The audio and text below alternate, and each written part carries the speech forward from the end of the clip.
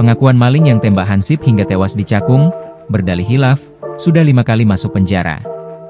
Polisi berhasil menangkap remaja, 29, maling motor yang tembak mati seorang Hansip bernama Atim Suhara, 41. Atim sebelumnya berusaha menangkap remaja dan rekan Pam Saputra, 23, ketika beraksi di kawasan Cakung Barat, Jakarta Timur, pada Sabtu, 8 November 2025, sekitar pukul 3.30 waktu Indonesia Barat. Korban meninggal dunia karena menderita luka tembak di bagian perutnya. Detik-detik aksi sadis remaja sempat rekam kamera pengawas hingga videonya viral lewat media sosial. Sekitar 12 jam usai kejadian, polisi berhasil menangkap remaja di Pelabuhan Bakauheni, Lampung, saat hendak kabur keluar daerah. Remaja saat konferensi pers mengakui perbuatan yang telah menembak korban. Ia melesakkan 2 kali tembakan memakai senjata api jenis revolver. Remaja berdalih baru kali ini menembak orang. Hilaf, enggak sengaja. Ini baru pertama kali, katanya. Remaja dalam kesempatannya juga mengaku senjata api tersebut dibeli dari seorang teman. Namun dia tidak ingat berapa harga ketika membelinya. Dapat, dari teman.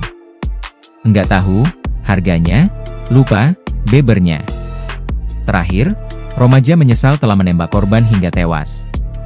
Sementara motif dia melakukan aksi pencurian karena faktor ekonomi. Nyesel, uangnya, untuk kebutuhan hidup, tanda remaja.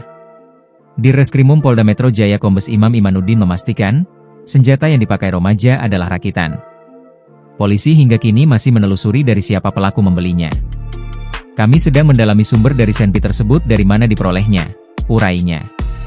Kombes Imam kemudian membongkar sosok dari kedua pelaku. Belakangan terungkap remaja dan Pam Saputra merupakan penjahat kambuhan alias residivis. Tak tanggung-tanggung remaja sudah 5 kali keluar masuk penjara. Ia baru bebas pada Juli 2024. Sementara Pam Saputra 2 kali masuk penjara dan baru keluar pada Agustus 2025 kemarin. Kini, remaja sudah masuk penjara untuk ke-6 kalinya.